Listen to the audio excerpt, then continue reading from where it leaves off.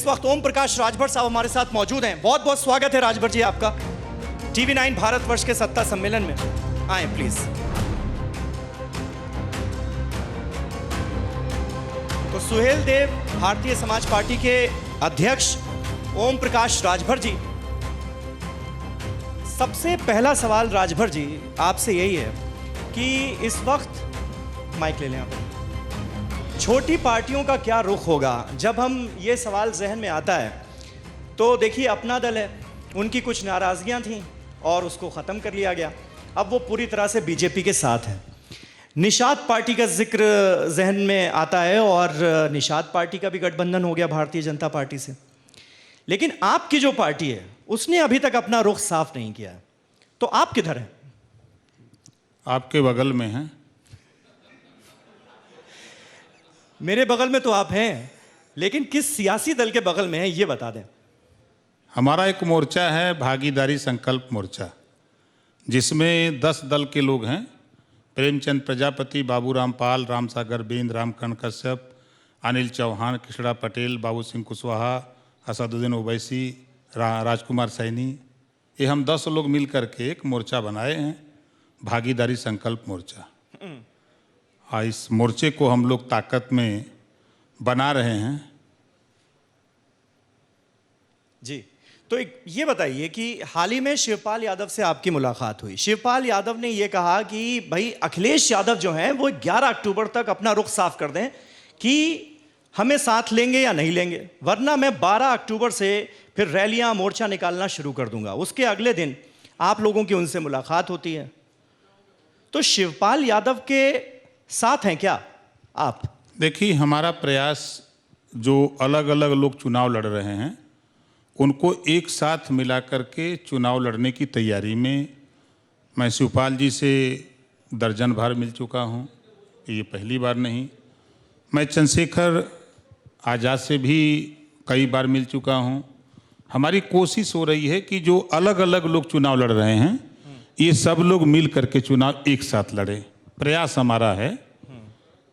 अब उसमें कहाँ तक सफलता हमको मिलती है समय बताएगा। ये देखिए 2017 के चुनाव हुए, उसके बाद योगी आदित्यनाथ प्रदेश के सीएम बने, आप उनके साथ कैबिनेट में थे, कैबिनेट मंत्री थे, बाद में आपने अपनी राहें जुदा कर लीं। लेकिन आज निषाद पार्टी के साथ आने के बाद बीजेपी को ये लग रहा है कि ओपी राजभर गए तो कोई बात नहीं, निषाद पार्टी हमारे साथ आ गई। जो डेंट आप बीजेपी को दे सकते थे उसकी भरपाई निषाद पार्टी ने कर दी। देखिए, भारतीय जनता पार्टी की हवा संजय निषाद जी निकाल करके गए हैं, गए जरूर हैं, लेकिन जो जनता के बीच में, अपने मतदाता के बीच में आरक्षण की बात करके गए कि हमको अनुसूचित जाति में शामिल कर दी, नहीं करेंगे तो वोट नहीं, आरक्षण नहीं तो वोट नहीं का नारा दिया था संजय जी ने अपने समाज को। अब वहाँ जाके क्या कहेंगे कि हम तो MLC बन गए, समाज जाए भाड़ में। यही ना निकला। और ये भारतीय जनता पार्टी, मैं खुले मन से आपके मन से कह रहा हूँ, ये यूज एंड थ्रो वाली पार्टी है। 2019 का चुनाव बीता, अनुप्रिया पटेल जी को 2 साल नाराज किया, जब चुनाव आ गया तो उनको भी मंत्री बना लिया, लेकिन समाज तो नाराज है। वही हाल संजय निषाद जी को तो आपने MLC बना दिया, 6 महीने के बाद पार्टी ज्वाइन करानी पड़ेगी ना संजय जी को, भारतीय जनता पार्टी, नहीं तो खत्म हो जाएंगे। तो संजय निषाद जी का समाज भी जान गया है कि हमको आरक्षण मिलने वाला नहीं है। वो समाज बहुत अच्छी तरह जागरूक अब हो चुका है, अब उसको बहकाने वाला कोई नहीं है। आपने अभी जिक्र किया AIMIM का भी, क्योंकि असदुद्दीन ओवैसी साहब भी कई मुलाकातों में आपके साथ रहे और हालिया जो शिवपाल जी से मुलाकात हुई उसमें भी वो आपके साथ थे। लेकिन ये जो रुख आपका क्लियर नहीं है ना, आप असदुद्दीन ओवैसी से भी मिल रहे हैं, आप बीजेपी के जो प्रदेश अध्यक्ष हैं स्वतंत्र देव सिंह, उनसे भी मुलाकात करते हैं, अखिलेश यादव से भी आपकी बातचीत चल रही है। तो आप जो पिछड़ा वोट बैंक है वो तो ये जानना चाहता है ना, जिसमें आप अच्छा खासा प्रभुत्व रखते हैं, वो ये जानना चाहता है कि ओम प्रकाश राजभर हैं किधर, पहले वो तो अपनी लाइन साफ करें ताकि वो अपना मन बनाए। तो आज इस मंच से क्या ओम प्रकाश राजभर अपनी लाइन साफ करना चाहेंगे कि वो हैं किधर? कि दो सवाल आपके हैं। पहला सवाल स्वतंत्र देव पटेल जी से मिला। जब वो मुलायम सिंह जी से मिलते हैं तो कोई चर्चा नहीं होती है, लेकिन जब ओम प्रकाश राजभर मिलते हैं तो बड़ी चर्चा होती है देश की सियासत में, क्योंकि आप पुराने साथी हैं उनके। नहीं, हम चूँकि देखिए मिनिस्टर थे तो वो भी परिवहन मंत्री थे, संबंध था। और एक बार नहीं, कम से कम उनसे हम 8 बार जब से हटा हूँ 8 बार मिल चुका हूँ। तो मिलने जुलने का क्रम हमारा होता रहता है। मैं तो मिलने के लिए आपके ब्रजेश पाठक जी से मिलता हूँ, स्वामी प्रसाद मौर्य से मिलता हूँ, केशव मौर्य से मिलता हूँ, बीजेपी के जितने मिनिस्टर हमारे साथ के हैं सबसे मिलता हूँ। ये सवाल मैंने इसलिए पूछा क्योंकि AIMIM जो है वो आपके इस स्टैंड से और इस मुलाकात से बहुत ज़्यादा नाराज़ हुई थी, और उन्होंने ये कहा था कि हमारा जो आने वाले वक्त में गठबंधन बनने वाला है ये उसके साथ एक तरह की गद्दारी है। स्वतंत्र देव सिंह से मिलते हैं वो फिर आज भर, लेकिन हमें भरोसे में नहीं लिया जाता। तो ये तो गठबंधन अभी बना नहीं और दरार पहले पड़ने लगी। नहीं, आपने देखा होगा कि दिल्ली की पार्लियामेंट में से जब ओवैसी जी मिलते हैं तो बीजेपी के नेताओं से भी हाथ मिलाते हुए मिलते हैं। ऐसा नहीं है, नेता नेता होता है, एक वहाँ मिलते हैं, नीचे के जो कार्यकर्ता होते हैं वो बेचारे नासमझ की तरह काम करते हैं तो वो लड़ते हैं। एक ही टेबल पर मैंने देखा हूँ मायावती जी को खाना खाते, मुलायम सिंह जी को खाते, सोनिया जी को, सबको एक मंच पे देखा, लेकिन जब माइक पकड़ते हैं तब क्या करते हैं? तो ऐसा नहीं है, हम सब लोग एक हैं। और दूसरा आपका सवाल है कि अगला स्टैंड आपका क्या है, तो 27 अक्टूबर को हमारी पार्टी का स्थापना दिवस है। तो 27 अक्टूबर को हमने मऊ के हल्दरपुर में एक महापंचायत रखी है, वंचित, पिछड़ा, दलित, अल्पसंख्यक के हिस्सेदारी और भागीदारी की महापंचायत, कि हम आपके हिस्सेदारी को शिक्षा, स्वास्थ्य, रोजगार, नौकरी, अमन चैन, जो सामाजिक न्याय समिति की रिपोर्ट रद्दी की टोकरी में 2 साल 10 महीने से भारतीय जनता पार्टी ने रखा है, और उसको कब लागू करेंगे, कराया जाए, कैसे उस पर न्याय सबको मिले, तो उसको लेकर के हम 27 तारीख को लोगों से राय मशविरा लेंगे और 27 तारीख को एक पर्दे पे लिखवा रहे हैं, उसी दिन खुलासा होगा। नजदीकी किससे ज्यादा?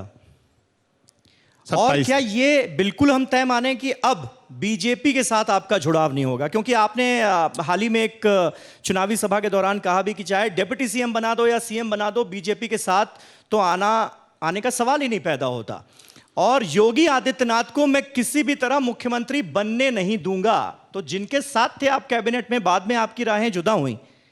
ऐसा क्या कर दिया योगी जी ने आपके साथ कि आज आप कसम खाते हुए नजर आते हैं हर चुनावी सभा में कि कुछ भी हो जाए उनको मुख्यमंत्री नहीं बनने देंगे? 200 मीटर सड़क मैं अपने घर की खुद की सड़क, अपने बेटे की शादी साल भर बात थी, साल भर पहले मैंने मुख्यमंत्री को चिट्ठी दिया, डिप्टी सीएम को चिट्ठी दिया, डीएम को चिट्ठी दिया, और अंत में जिस दिन शादी थी उसके एक दिन पहले मुझे फावड़ा उठा के सड़क बनानी पड़ी। दूसरा कि मेरे एक समधी हैं और उनके प्रमोशन को लेकर के मैं 2 साल लड़ता रहा कि रिश्तेदार होता है। जब कोई मिनिस्टर बन जाता तो रिश्तेदार सोचता है कि हमारा रिश्तेदार मिनिस्टर है, चलो हमारा काम हो जाएगा। लेकिन उस काम को ना तो योगी जी ने सुना, ना पूरी भाजपा ने सुना। इनके काम गिना दूं, हमारा देखिए सबसे बड़ा काम सामाजिक न्याय समिति का था, कि सामाजिक न्याय समिति की जो राजनाथ जी ने रिपोर्ट तैयार की थी, रिपोर्ट आई तो सरकार चली गई, बीच में रद्दी की टोकरी में था। तो हमारी कोशिश थी कि सामाजिक न्याय समिति की रिपोर्ट लागू हो जाए। तो 2 बार पंचायत हुई लखनऊ में, माननीय अमित शाह जी आए, मुख्यमंत्री जी से हमारी पंचायत हुई पहली बार, तो कहा कि समय दे दो, 1 महीने का समय दिया। तो सदन के अंदर मुख्यमंत्री जी ने कहा कि हम इसको लागू करेंगे, सदन के अंदर विधानसभा में। तो हमको भी उम्मीद जगी। फिर उसके बाद हम उनसे कहने लगे तो कहा देखिए ये हमारा मामला आपका नहीं है, आप दिल्ली जाओ वहीं बात करो। फिर मैं दिल्ली जाने लगा, वो माननीय हमारे बैठे हैं ही, इन्हीं के माध्यम से मैं जाता था, और माननीय हेमंत जी हैं ही, तो ये वहाँ तक पहुँचाए थे हमको। तो फिर उसके बाद जो है मैं उनसे कहा, तो फिर दोबारा पंचायत हुई, तो फिर राघवेंद्र सिंह के नेतृत्व में एक 4 सदस्यीय कमेटी बना दी गई, ये कह करके कि रद्दी की ये पुरानी रिपोर्ट है। तो मुझे समझ में आया कि काका कालेलकर आयोग, मंडल आयोग ये रद्दी की टोकरी में पड़ा रहा। इसी तरह फिर हमको बहकाने की कवायद है। फिर अमित शाह जी ने कहा कि नहीं, लोकसभा चुनाव के 6 महीना पहले लागू हो जाएगा। फिर रिपोर्ट तैयार हो गई। 30 अक्टूबर 2018 को रिपोर्ट आ गई। 7, 9, 11 7% पिछड़ा, 9% अति पिछड़ा, 11% सर्वाधिक पिछड़ा। रिपोर्ट तैयार हो गई। फिर मैं दबाव बनाने लगा ये लागू हो, तो योगी जी ने कहा कि नहीं, इसको हम नहीं लागू करेंगे। वहाँ भी दिल्ली में गया, वहाँ भी हुआ कि नहीं लागू करेंगे। जब कहा कि नहीं लागू करेंगे तो हम कहे भैया इस्तीफा लो, अब ओम प्रकाश राजभर जा रहा, अब हम आपके साथ नहीं रहेंगे। जब समाज को कुछ दिला ही नहीं पाएंगे, हम 19 एप्लीकेशन दिए डीएम को खाली सरकारी चक्रोट न पवाने के लिए। मुख्यमंत्री का निर्देश था कि थाने पर डीएम को, एसपी को, कि ओम प्रकाश राजभर का बात कहीं न सुनी जाए। मिनिस्टर होते हुए थाने पर दरोगा न सुने। तो ये मिनिस्टर होते हुए नजरअंदाज सिर्फ आपको किया जा रहा था या आपके बाकी साथियों का भी यही हाल? सब विधायक से लेके मंत्री तक, चूंकि जो उनके दल में हैं, अब चूंकि बोल नहीं सकते। आपने देखा कि जब एक विधायक विधानसभा के अंदर, जब वो अपनी बात कहने के लिए 6 बार खड़ा हुआ, 6 बार बैठाया गया, 7वीं बार मैं खड़ा हो गया, खबरदार, विधायक का सवाल है, पार्टी का नहीं, इनकी बात सुना जाए। थाने में मारा जा रहा था उसका बाप विधायक का, वो गया विधायक तो उसको बैठा लिया गया। उसके बाद बवाल हुआ। फिर मैंने कहा चलो धरना पर, 200 विधायक, सरकार के 200 विधायक धरने पर बैठ गए। इससे बड़ा सबूत हम क्या दे सकते हैं? सभी विधायक, सांसद, बता तो रहा हूं, 150 से ज्यादा विधायक हमसे संपर्क में हैं कि हम लोग जल्दी से जल्दी इस सरकार को छुटकारा दिलाना चाहते हैं। बीजेपी के 150 से ज्यादा विधायक आपकी पार्टी के संपर्क में हैं? 27 तारीख को देखिएगा। 27 के बाद क्या होने वाला है? 27 के बाद भारतीय जनता पार्टी में भगदड़ मच जाएगी पार्टी छोड़ने के लिए। अब वो सब के सब आएंगे ओम प्रकाश राजभर के साथ। और ओम प्रकाश राजभर किसके साथ जाएंगे? 27 को बताएंगे। मुझे ये बताइए कि मुख्तार अंसारी और अतीक अहमद जैसे बाहुबलियों और दागियों के लिए आपके दिल में इतना प्यार क्यों उमड़ आया है आजकल? जब भारतीय जनता पार्टी के दिल में ब्रिजेश सिंह के प्रति प्यार है, दया है, साधु दिखते हैं, तो ओम प्रकाश राजभर के दिल में अगर मुख्तार और अतीक साधु दिखते हैं तो काबूरा है। लेकिन दागियों को साथ लेने की ऐसी मजबूरी क्या है? जब दागी, देखिए, मुझे ये बीएसपी चीफ मायावती जो हैं, उनका हृदय परिवर्तन हुआ। उन्होंने कहा कि मैं मुख्तार अंसारी को इस बार टिकट नहीं दूंगी और किसी बाहुबली को टिकट नहीं दूंगी, किसी दागी को टिकट नहीं दूंगी। तो देर सही लेकिन दुरुस्त आए, कम से कम स्टैंड तो लिया। तो आप लोगों को ऐसे दागी, ऐसे बाहुबली जिनसे दूसरी पॉलिटिकल पार्टियां किनारा कर रही हैं, उनसे इतनी हमदर्दी क्यों? दिल्ली की पार्लियामेंट में आधा से ज्यादा सांसद दागी हैं दिल्ली में, उनके ऊपर उंगली नहीं उठ सकती। लेकिन अगर उसी कैटेगरी के लोग ओम प्रकाश राजभर के साथ आवे, ओवैसी या भागीदारी संकल्प मोर्चा में आवे, तो उंगली उठने लगती है। तो ओम प्रकाश राजभर फिर राजनीति में सुधार की मंशा नहीं रखते ना? पंचायत चुनाव की बात मैं बताऊं, इतनी बारीकी से माफिया को भारतीय जनता पार्टी ने जिला पंचायत चेयरमैन जौनपुर में बनाया। सीट मिली अपना दल को समझा के बैक करा दिया गया और उनकी पत्नी को जिला पंचायत बना दिया गया। क्यों? ये किसी को नहीं दिखाई देता है। खाली ओम प्रकाश राजभर, मुख्तार अंसारी 5 बार वो एमएलए चुन के आ रहा है। अगर वो जनता का प्यार उसको नहीं मिलता, जनता से उसका लगाव नहीं होता, तो 5 बार कैसे चुन के आता? ये लोग कहते हैं ना, खाली वो चूंकि इस नाते उंगली उठ रही है, वो मुसलमान है, वो मुसलमान, इस नाते लोग उंगली उठा रहे हैं और कोई बात नहीं है। आपको लगता है कि ये अतीक अहमद की अवैध संपत्तियों पर बुलडोजर चलता है, मुख्तार अंसारी के खिलाफ कार्रवाई होती है, ये बाहुबली मुसलमान है इसलिए उन्हें परेशान कर रही है योगी सरकार? आपको ऐसा लगता है? क्या योगी जी माफियाओं की सूची जारी करेंगे? और सूची जारी करें, मैं दावे के साथ कहता हूं, उनके सूची में दूसरे नंबर या पहले नंबर का जो आएगा, क्या उनके यहां बुलडोजर चलेगा? क्या उनकी संपत्ति जब्त करेंगे? है हिम्मत इनकी? हम तो चुनौती देते हैं, है हिम्मत? लेकिन ऐसा तो नहीं है कि सिर्फ मुस्लिम अपराधियों की नहीं, संपत्तियों बिल्कुल पर ही बुलडोजर चले। यही होता है। देखिए, इस सरकार में मैंने देखा, जब ब्रिजेश मिश्रा पकड़े जाते हैं तो वज्रवाहन में बैठा के जाते हैं, धनंजय सिंह पर पकड़े जाते हैं तो सीओ की गाड़ी में आगे बैठा के जाते हैं। क्यों? ऐसा भेदभाव क्यों? दोनों अगर अपराधी हैं, एक अपराधी को वज्रवाहन में ले जाओगे और एक के सीओ के गाड़ी में, ऐसा क्यों करते हो भाई? ऐसा भेदभाव क्यों? आप यहाँ जो है आप उठा के देखिए, लखनऊ में पंडित जी मारे जाते हैं तो योगी जी 30 लाख रुपया देते हैं, नौकरी देते हैं, आवास देते हैं, है ना।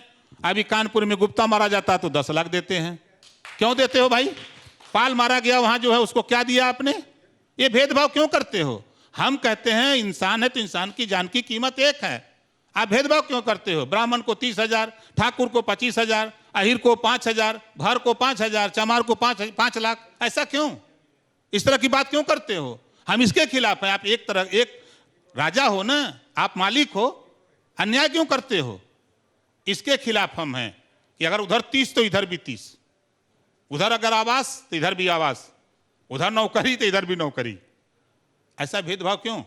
अभी आप देखिए, अगर कोई बैकवर्ड शेड्यूल कास्ट का व्यक्ति माइनॉरिटी का होता तो आज अब तक गिरफ्तार हो गया होता। और सरकार 4 दिन की टाइम मांग रही है, 4 दिन में करेंगे। क्यों? मंत्री हैं, केंद्रीय मंत्री हैं, इस नाते 4 दिन का टाइम लगेगा। अभी होगा कि नहीं होगा? आप लखीमपुर खीरी में जो दुर्भाग्यपूर्ण घटना हुई उसका जिक्र कर रहे हैं, इस पर आपका स्टैंड क्या है? और क्या आपको ये लगता है कि जिस तरह ऐन चुनावों से ठीक पहले ये इतनी बड़ी घटना सामने आई है, किसानों का जो आंदोलन चल रहा है और डेफिनेटली ये काफ़ी सेंसिटिव मामला है, आपको लगता है कि इसका असर चुनावों पर पड़ेगा? बीजेपी को इसका नुकसान होगा, विरोधी दलों को फ़ायदा होगा, ऐसा लगता है आपको? देखिए, दुखद घटना है, हम इस घटना की निंदा करते हैं, लेकिन इस घटना के पीछे जरा देखिए, परिदृश्य लिखा जाता है। केंद्रीय राज्य मंत्री ने बयान दिया कुछ दिन पहले, जो भड़काऊ बयान दिया, क्या सरकार ने उसको संज्ञान में लिया?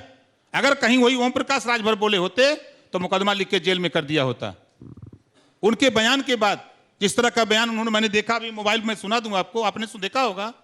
उस बयान को जब उनका बेटा सुनेगा वो तो और उत्तेजित होगा, उसका खून तो और गर्म होगा। और वहां जिस तरह की घटना, अगर किसान आज तो 11 महीने से आंदोलन कर रहा है किसान, कहीं इस तरह की घटना नहीं हुई, क्यों हो गई? कानून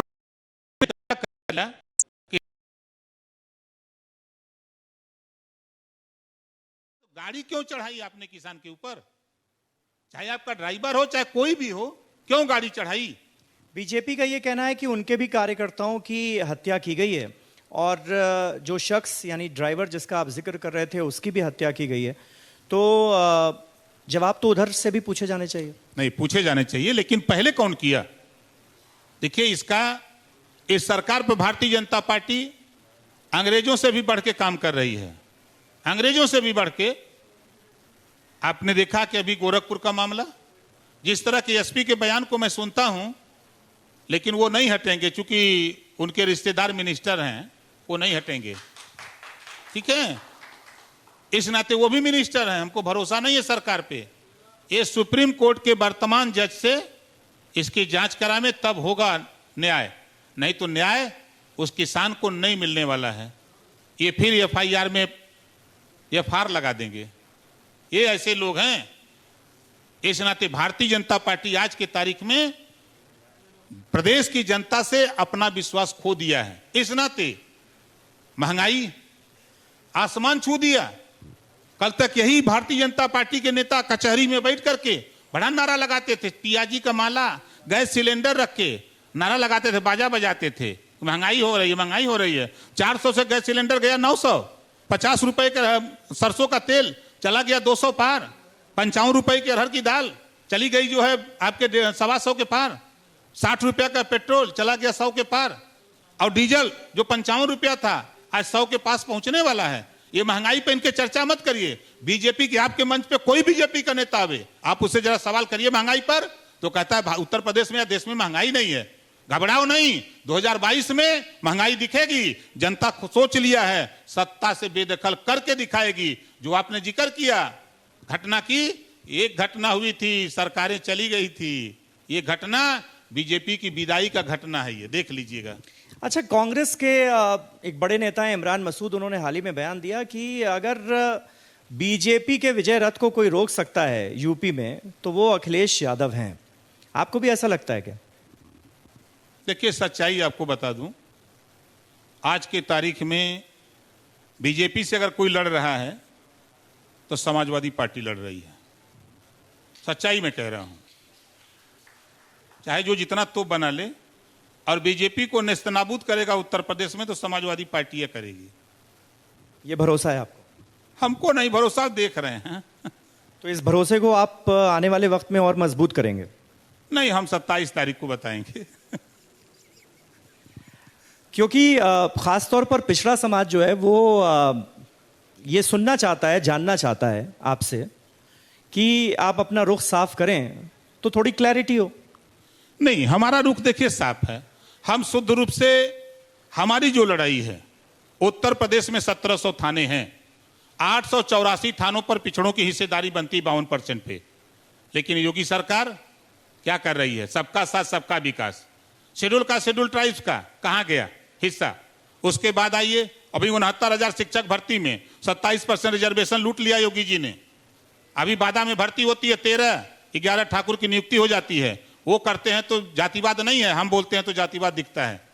हमारी साफ साफ बात है कि हिस्सेदारी के लिए ओम प्रकाश राजभर लड़ता है।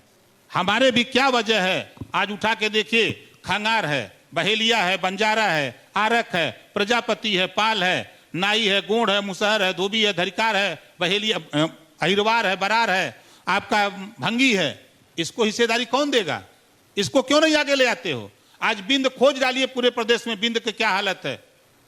बड़ी बदतर स्थिति है। और ये हिया चिल्लाते हैं लोग ना, धरातल पे चलें तब समझ में आएगा। ओम प्रकाश राजभर लखनऊ कम रहते हैं, हम गंगा में रहते हैं जहां वोट मिलता है।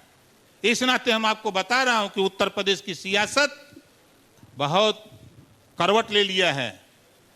लेकिन बीजेपी के नेताओं से जब बात करूं तो वो ये कहते हैं कि देखिए, योगी आदित्यनाथ जी ने 4.5 साल में जो शासन दिया है और खास तौर पर हिंदुत्व का जिस तरह से परचम लहराया, उसके आगे सारे जो मुद्दे आप गिना रहे हैं ये गौड़ हो जाते हैं। और हिंदू वोट बैंक जो है वो कंसोलिडेट होकर इस बार वोट करने वाला है, ये उनका मानना होता है। हिंदू में 2 जाति है, एक बड़ा हिंदू, एक छोटा हिंदू, एक बड़ा भाई, एक छोटा भाई। बड़ा भाई छोटे भाई का हिस्सा क्यों खा रहा है? प्रजापति, पाल, बिंद, केवट, मल्ला, निषाद, ये भी हिंदू है। आहिर, गडेरी, कुंभी, कोईरी, भर, चमार, मुसर, धोबी, खटिक, पासी, केवट, बिंद, मल्ला, ये भी हिंदू है। फिर इसके साथ अन्याय क्यों? बड़ा भाई क्यों हिंदू के साथ अन्याय करता है? बड़ा हिंदू छोटा हिंदू के साथ अन्याय क्यों? इसके थाने में पोस्टिंग क्यों नहीं? इसके सिपाही क्यों नहीं? इसके बाबू क्यों नहीं? एसडीएम क्यों नहीं? 75 साल की आजादी में इसको हिस्सा क्यों नहीं? हिंदू की बात करने वाले लोग हिस्सेदारी की बात क्यों नहीं करते? खाली हिंदू की राजनीति। ये हिंदू एक राजनीति का प्लेटफॉर्म बनाए हैं। चले द्वापारी, समझाएगा वो हिंदू। खोज रहा इन लोगों को कि सत्ता पाने के बाद जो वादा करके गए हो उसमें से क्या किया। 15 लाख का वादा तो मोदी जी ने किया, अभी तक नहीं आया। खाता खुलवा लिया। उत्तर प्रदेश में 7 करोड़ 29 लाख खाता खुला।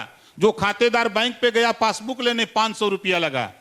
364 करोड़ 50 लाख रुपया मोदी जी खाता खुलवा के खाली लूट लिए गरीबों का। किसी को पता नहीं लगने दिया भाजपा ने। इसी तरह इनका आंकड़ा उठा के देखिए, 2 करोड़ नौजवानों को रोजगार देने की बात किया, 4 करोड़ नौजवानों का रोजगार छीन लिया। नोटबंदी करके मोदी जी ने कहा कि 3 लाख कंपनी हमने बंद कर दिया। उस कंपनी में काम कौन करता था? यही गरीब, कमजोर, पिछड़े, वंचित लोग काम करते थे। अगर कंपनी में लाइसेंस नहीं था, उसका कागज गड़बड़ था, तो आप सही करा देते, तो कम से कम ये जो बेरोजगारी तो नहीं फैलती। इन्होंने जीएसटी का एक देश एक टैक्स होगा, हम लोगों ने मान लिया। पेट्रोल डीजल पे जीएसटी क्यों नहीं? अडानी और अंबानी का कारोबार है, इतना ते नहीं ना। पेट्रोल डीजल पे जीएसटी नहीं। जीएसटी आने के बाद निर्मला सीतारमण वित्त मंत्री ने लोकसभा में बयान दिया कि 6 लाख कंपनी बंद हो गई। कौन काम करता था उस कंपनी में? यही वंचित समाज के लोग काम करते थे, गरीब कमजोर लोग काम करते थे। कंपनी बंद करके आपने रोजगार छीन लिया और कहते हैं हम रोजगार देते हैं। सबसे बड़ा हम तो कहते हैं, मोदी जी बोलते थे कि मैं चाय बेचता था। मैं भी सोचता था कि सच्चों बेचते थे, और वास्तव में सच कर दिया कि चाय बेचते बेचते पूरा देश बेच दिया। रेल बेच दिया, भेल बेच दिया, बीएसएनएल बेच दिया, कोयले खदान बेच दिया, एयरपोर्ट बेच दिया। सबसे बड़ा रेलवे, जहां चाय बेच करके जीवन यापन करते थे बेचारे, उसी को बेच दिया। ठीक है, ये मुझे ये बताइए कि असदुद्दीन ओवैसी और ओम प्रकाश राजभर साथ हैं। आपका ये मानना है कि अगर बीजेपी के विजय रथ को कोई रोक सकता है तो वो अखिलेश यादव हैं। असदुद्दीन ओवैसी क्या अखिलेश यादव से हाथ मिलाने के लिए तैयार हैं क्या? बिल्कुल तैयार हैं, क्यों नहीं जाएंगे, हमारे साथ हैं। वादा हमसे किए हैं, जहां चलेंगे वहां चलेंगे बीजेपी को छोड़कर। एआईएमआईएम ने आपसे वादा किया है कि वो अखिलेश यादव के साथ जाने के लिए तैयार है। उन्होंने वादा किया है कि ये ब्रेकिंग न्यूज़ है। बीजेपी को छोड़कर आप कांग्रेस के साथ करो, बसपा के साथ करो, सपा के साथ करो, हम आपके साथ हैं। बीजेपी के साथ जाओगे भैया तो हम नहीं जाएंगे। हमने भी उनसे कहा है कि हम बीजेपी के यहाँ नहीं जाने वाले हैं। बीजेपी डूबती हुई नैया है, जेके मरा के होते वही पर जाए। हम बता दिए हैं उनसे, हमारा बहुत साफ क्लियर कट है। और चंद्रशेखर आजाद रावण भी तैयार हैं इसके लिए। हम तो साथ में उनको तो लेने के लिए तैयार हैं। यानी आप, एआईएमआईएम और चंद्रशेखर आजाद रावण, ये अखिलेश यादव के हाथों को मजबूत करने वाले हैं, ये तय हो गया है। नहीं, देखिए अब इसका खुलासा 27 तारीख को होगा कि क्या होने वाला है। अब 2-3 दिन में हम आ गए हैं लखनऊ, कल के आए हैं, तो आज तो सुबेरे पुलिस वाले घेर लिए, रात को 11 बजे कम से कम 100 लोग लग गए निकलने में। तो दुर्भाग्य कि मोटरसाइकिल से हम यहाँ तक आ गए। गाड़ी निकाले तो गाड़ियाँ पकड़ लिए, कहे नहीं खबरदार। तो हमने कहा कि दूसरे रास्ते से हम निकल के हम कहीं चलो गाड़ी लेके आओ मोटरसाइकिल। ठीक है, तो मोटरसाइकिल से यहाँ तक आ गए। ठीक है। ओम प्रकाश राजभर जी ने जो बातें कही हैं, मुझे लगता है आने वाले वक्त में ये जो नया गठबंधन उभरता हुआ नजर आ रहा है, इसका क्या रुख होने वाला है, ये बहुत क्लियर हो जाता है। ऑडियंस में से अगर कोई सवाल लेना चाहता हो तो जरूर ले सकते हैं।